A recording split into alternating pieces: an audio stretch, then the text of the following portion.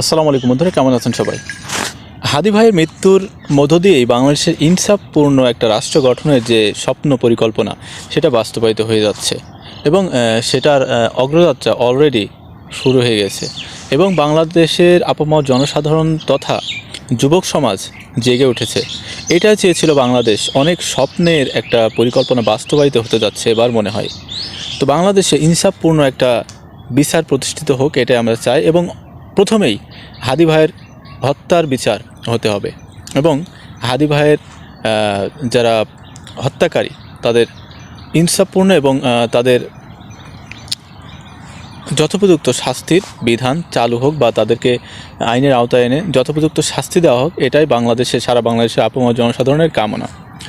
তো আপনি যদি সোশ্যাল মিডিয়াতে প্রবেশ করেন তাহলে দেখতে পারবেন যে ইনসাফের বাংলাদেশ গঠনের উদ্দেশ্যে হাজারো যুবক, লক্ষ যুবক জেগে উঠেছে। এটাই আমাদের স্বপ্ন ছিল, এটাই আমাদের কামনা ছিল যে বাংলাদেশের ন্যায় বিচার প্রতিষ্ঠিত হোক, ন্যায় একটা শাসন প্রতিষ্ঠিত হোক, যেখানে বাংলার আপামর জনসাধারণ, সে হোক হিন্দু, সে হোক মুসলিম, সে হোক খ্রিস্টান, সবাই কাঁধে কাঁধ মিলিয়ে আমাদের এই দেশটাকে সুন্দরভাবে সাজাবো। যেটা একটা সুন্দরতম স্বপ্ন ছিল হাদি তার কথাবার্তার মধ্য দিয়েই বাংলাদেশের যে স্বাধীনতা, সার্বভৌমত্ব এবং যে ইনসাফপূর্ণ বিচার ব্যবস্থা এবং বাংলাদেশের শান্তশিষ্টভাবে ইসলামিক একটা রাষ্ট্র প্রতিষ্ঠার স্বপ্ন নিয়েই তিনি কিন্তু তার রাজনৈতিক ক্যারিয়ার শুরু করেছিলেন এবং সেটাই তার উদ্দেশ্য এবং কামনা ছিল, যেটা তার বিভিন্ন বক্তব্যের মাধ্যেই আমরা বুঝতে পেরেছি এবং তা উল্লেখ হয়েছে বা উল্লেখ করতে শুনেছি। তো আমরা চাই যে দুঃশাসনকে ভেঙে সুশাসন বাংলায় প্রতিষ্ঠিত হোক এবং হাদির স্বপ্ন পূরণ হোক। হাজারো লক্ষ হাদি আজ বাংলাদেশে জেগে উঠেছে এবং এই স্বপ্ন বিনির্মাণে সফল হোক সকল অগ্রযাত্রা, এটাই কামনা করি। এবং বাংলাদেশের আপামর জনসাধারণ, কৃষক, মজুর এবং মুচি, ভ্যান চালক, রিক্সা চালক, সে যেই স্তরের মানুষ হোক, চাকরিজীবী, ব্যবসায়ী, সবাই জেগে উঠুক এবং সবার মুখে একটাই ধ্বনি প্রতিষ্ঠিত হোক যে ইনসাফের বাংলাদেশ চাই, ন্যায়ের বাংলাদেশ চাই, ইসলামের বাংলাদেশ চাই। এটাই হোক আমাদের কামনা এবং হাদি ভাই হাজারো হাদি হয়ে বেঁচে থাকুক আমাদের এই হৃদয়ে।